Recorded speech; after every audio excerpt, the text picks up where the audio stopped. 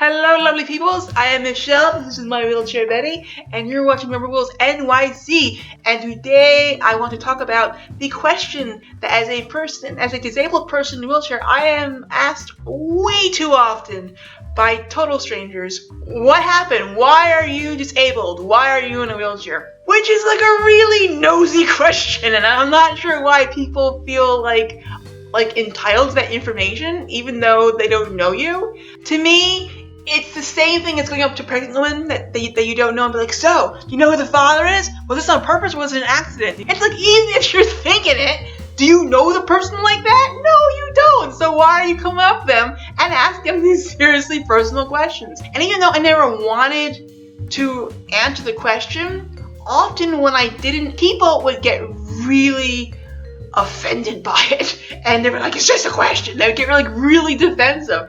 And so for me, at first, not wanting to make a scene, not wanting to make things more uncomfortable than they already are, I would just answer the question. And depending on how much I wanted to discuss it, I gave the following answer. Now, of course, I have a wide variety of disabilities. Instead of giving the whole list, I would just focus on, well, all right, I have a brain cyst. It's called an arachnoid cyst.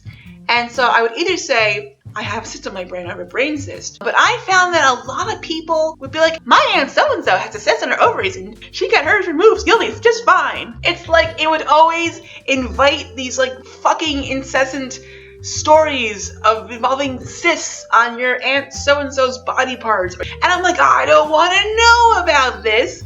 Sometimes, if I really didn't want to get into that conversation. So sometimes I would say, I have a brain tumor, which is actually true. It's benign. It does fall under the umbrella of brain tumor. And nothing will shut a person up more than saying, I have a brain tumor. Because they go, oh, sorry. But after a while, I kind of realized, why do I have to make it less uncomfortable for them? What about me? This is none of their business.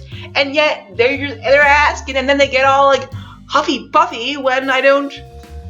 Huffy puffy? That's not a word. It should be. They get all huffy when I don't answer it, like they're entitled to the answer. And that's why I decided a while ago, you know what? I'm not going to answer that question.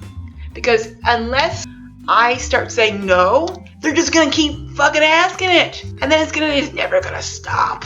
We have to break the cycle. When people ask me, what happened? I go, actually, that's a really personal question. And sometimes people will get defensive, it's just a question. Or people go, well, the only reason I asked is because, I have a nephew, and he's in a wheelchair, and he has this. They disclose what he has. I'm like, okay, still a personal question, though. And I don't do it. I'm not nasty about it. I'm assertive but polite. It's okay. It's okay to say no. It's okay to not answer that question.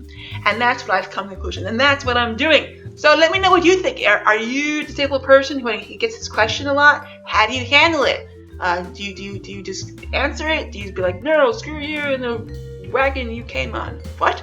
What is this, Oregon Trail? I don't know. Leave your comments in the comments section because that's where they belong. Let's talk about it. Thanks for watching this video. Bye.